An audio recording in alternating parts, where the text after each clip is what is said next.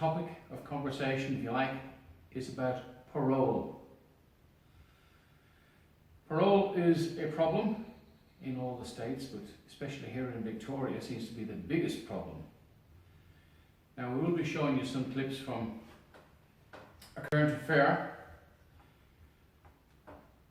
and they have done a fantastic job on the subject, along with a lot of other subjects. Current affair was really pretty good at getting rid of some criminals off the street, but parole is a problem.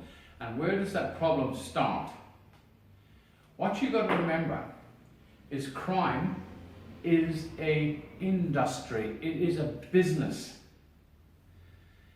And without saying too much about that business, just think if crime were to stop tomorrow, say 6 months, a year, which would be stretching it quite a lot, but say 6 months, who would be out of business? Not the police. They've got lots of domestics and traffic, and they haven't, at the moment, they haven't got time to do very little because they're busy with domestics, right?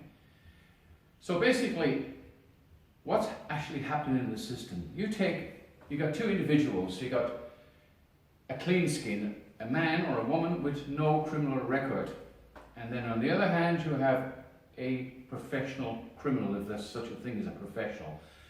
Idiotic criminal, probably more appropriate. If the criminal gets caught, he, out on parole, has a great chance to get in out on parole again because... Okay, getting back to it.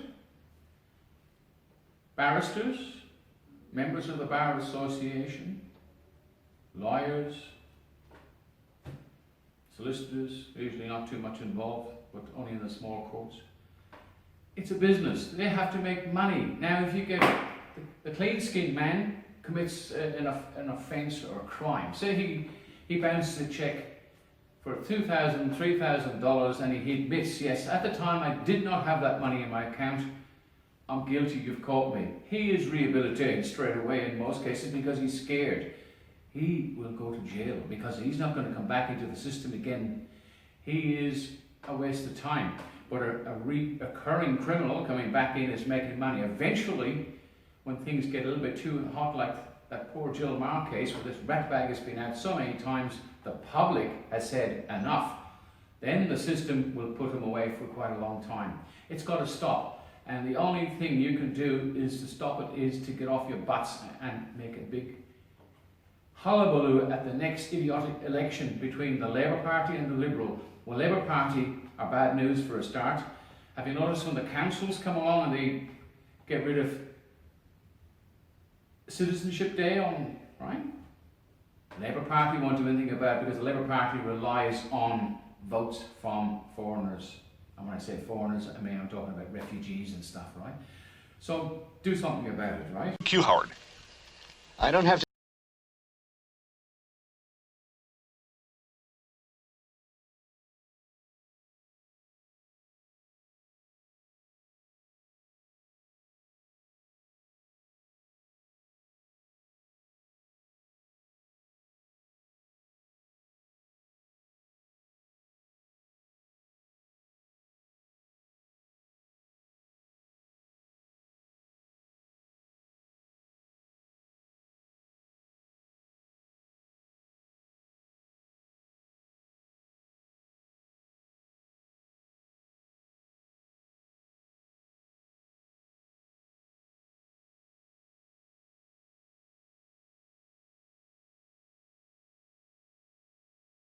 for all this absolute craziness and money-making business, the public, crime is rampant, especially here in Victoria, because there are no police.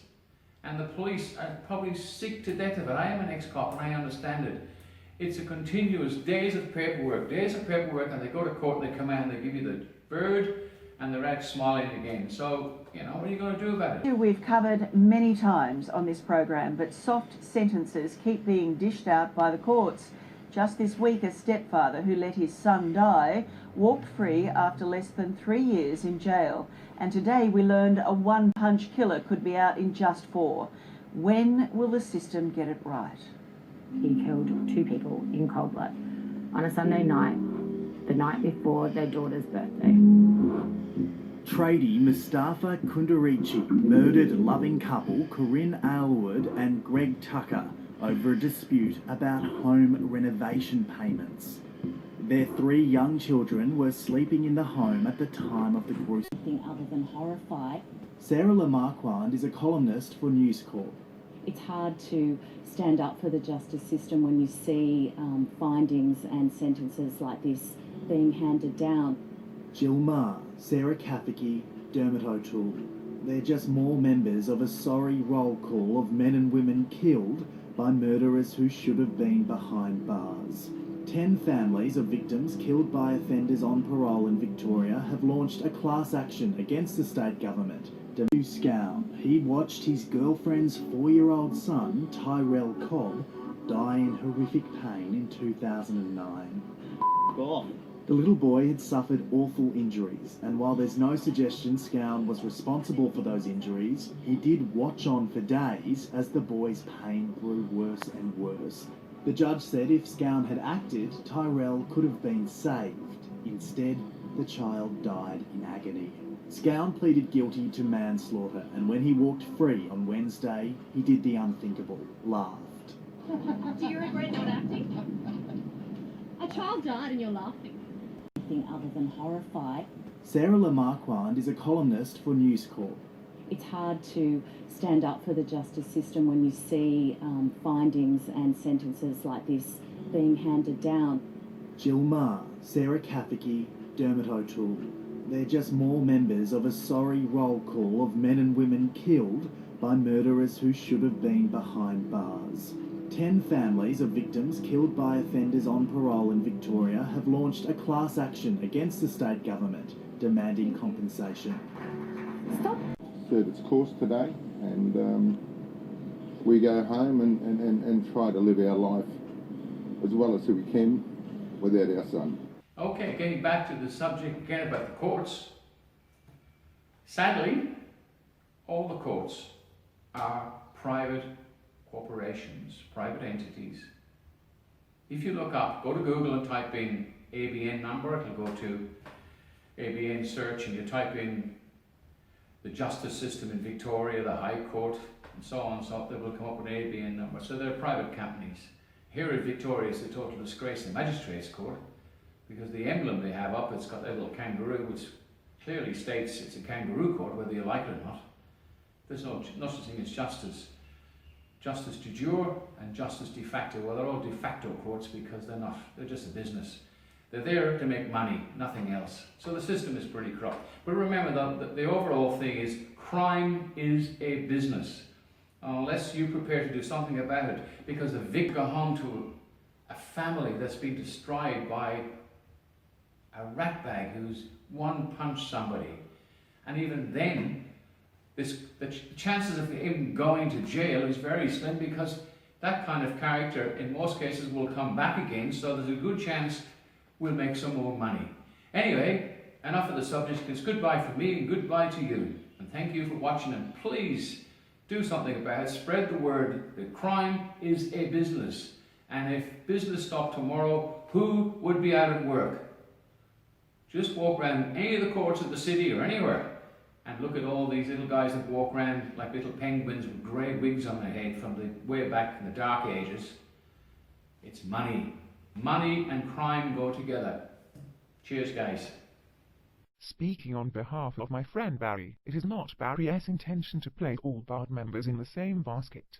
There are a small number of very decent solicitors, lawyers, barristers. Sadly, it's a small percentage, so on behalf of them, no offense intended.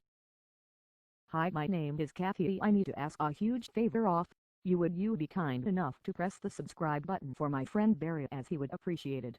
I thank you in anticipation, and again, thank you for your kind consideration.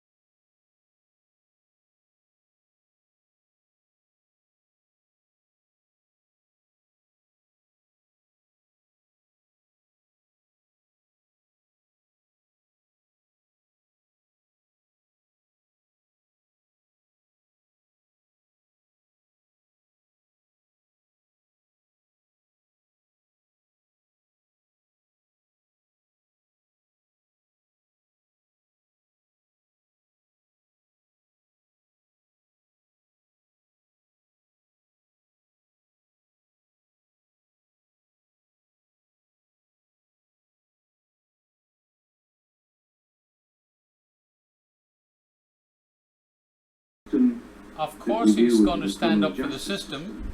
Lawyers are there to make money. It's a business.